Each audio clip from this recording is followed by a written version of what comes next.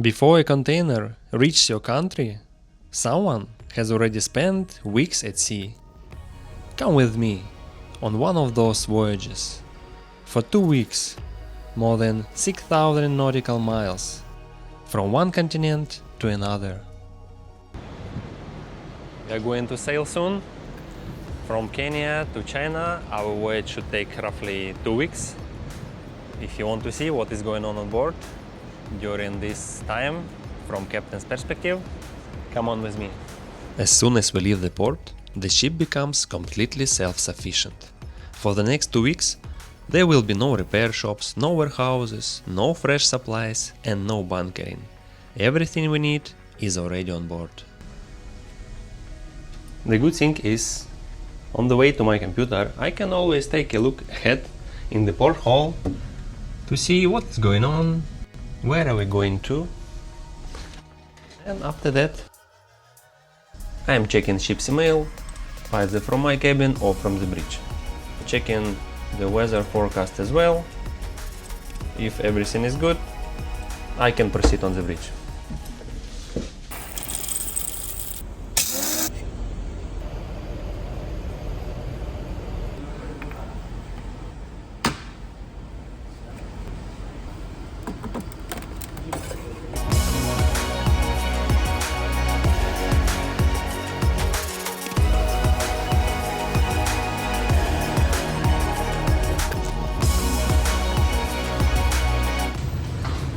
Coffee break is over, now back to reality. There is always something that needs attention. During our last port stay, we have heavily clogged pipe here in the pantry. So the water is not going through. Now it's time to fix it. You can call a plumber, but here in the middle of the ocean it's not an option. We have qualified crew and we should rely on ourselves. So instead of calling service, I call a crew member and delegate a job. This is how it works. Now we are one deck below the galley. The guys already tried hot water, drained snake wire, compressed air, but nothing worked. The final decision was to cut the pipe in several places. So they did it, removed residues. It was, as usual, rice and old fat. Now the pipe is clean, thanks to the guys. Most of my work is not physical. It's about planning, supervision and decision making. It's about creating a positive atmosphere on board, encouraging good communication and teamwork, making sure my crew has a safe working environment, delivering the cargo safely and on schedule, keeping the vessel running smoothly, while making sure we don't harm the environment. Actually, most of my time I spent in front of the computer screen, but that's not interesting to watch, and it's not what I want to show you in my videos. Better, I'll show you what life on board is really like, and what it takes to keep a container ship running. Now we are in the forecastle. It's the most unprotected part of the vessel, because it's unsheltered from waves, seawater, sunlight and birds. You can see the birds' droppings. They are very acidic and can damage painted surfaces very easily and remain permanent stains. Oh, by the way, you can see here flying fish. These birds are hunting for. Same situation in the other side, even more terrible. That's why you can see the paint discoloration and already lost its gloss. By the way, these birds can fly with the vessel for a few days and you can do nothing with it. Oh, does anybody know why this X here in the forecastle? You can write in the comments. And let's keep going. Walking from forward to aft station, you can see here already painted part of the vessel which has been done maybe 1 month ago. It's a little bit dusty, but still looks good and fresh. And the most important thing that to gain such a result, you need time, favorable weather, sufficient equipment and good crew. It looks very simple, but really in the ocean, same as ashore, you can get some single patch of clouds with the rain, and all your preparations will be suspended. Especially when you washed the surface with fresh water, dry with compressed air, or it's dry by itself, and you think that you are ready to paint. This time weather was favorable for us, so the guys already completed this part, as you can see. And there is our blasterman, who is derusting the deck by means of hydroblaster with pressure up to 500 bars. And as you can see, it's easily removing old paint and rust from the surface. Finalizing with scrub brush to remove the loose rust. And here is the final result, ready to be painted. First coat of primer is only beginning, so we apply 2 coats. And finishing the final coat to provide long-lasting protection against corrosion.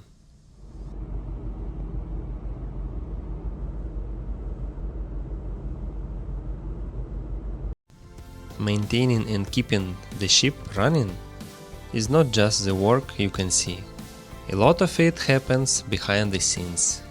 From regular inspections and checks to administrative tasks and ordering supplies. One of those important things is ordering provision. Before arriving in China, our cook prepares a provision order based on company budget, and I review it, make any change and send it to the company for approval. Today fitter is repairing cell guide in the cargo hold. It's steel rails which help containers slide safely into designated row inside the cargo hold. It's previous damage. So during last port we asked the planner to remain this slot with the broken cell guide. And now when we sail already from the port, we have possibility to do it. And I will show you how it's going.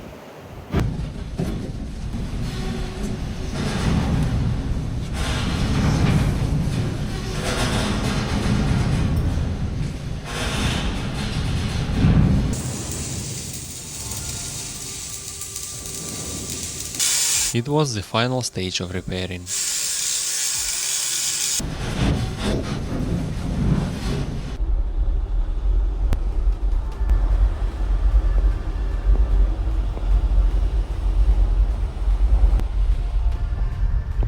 Life at sea is not always as romantic as people imagine, but moments like this are always there. You just have to find the time to enjoy them, and probably quietly thanks the creator for this opportunity. Safety drills and trainings are a regular part of life on board. They prepare the crew for situations we hope will never happen. The main drills are abandon ship drill. It's evacuating the crew from the vessel in case of emergency. Fire drill. It's self-explanatory. And man overboard drill. Prepare the crew in case someone falls into the water.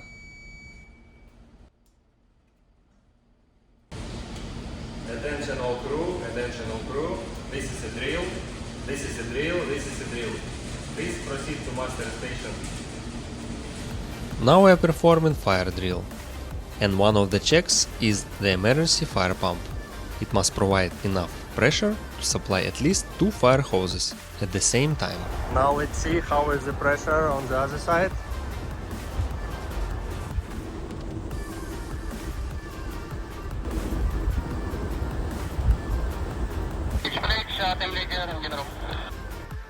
Now we are performing abandon ship drill. Before all crew go inside, we should install fall prevention device. It provides additional securing points to have extra protection against accidental lifeboat release. When crew go inside, they normally test the engine, the rudder, equipment, what they have inside, explain the crew and remind how to use all stuff, and etc.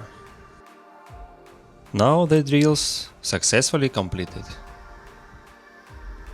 Do you remember the birds I mentioned at the beginning of my story? Here they are.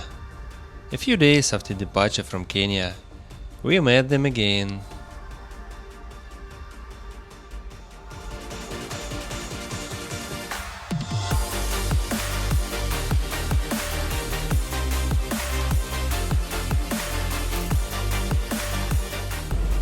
About halfway through our voyage, we reached the Malacca Strait, one of the busiest shipping routes in the world.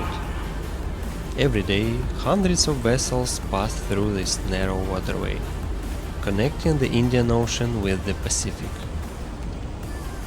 This time, the current was in our favor. Even so, as you can see, we were still making better speed than many of the vessels around us. Even during daylight, passing through the Malacca Strait requires constant attention. Ships are often crossing, overtaking, or changing course, leaving little room for the mistakes. After sunset, the view changes completely. At night, it's harder to determine distances, identify targets, and predict the intentions of other vessels. Traffic never really slows down. While most people are asleep, hundreds of ships continue moving throughout the strait, 24 hours a day. After Malacca Strait, we had to sail around 5 days more until our first Chinese port. Another drills, another days of routine jobs.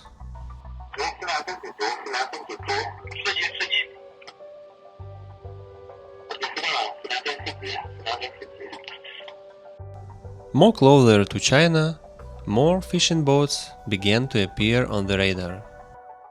Different boats using different methods of fishing, so some of them remained almost stationary, making them easier to monitor and predict their actions.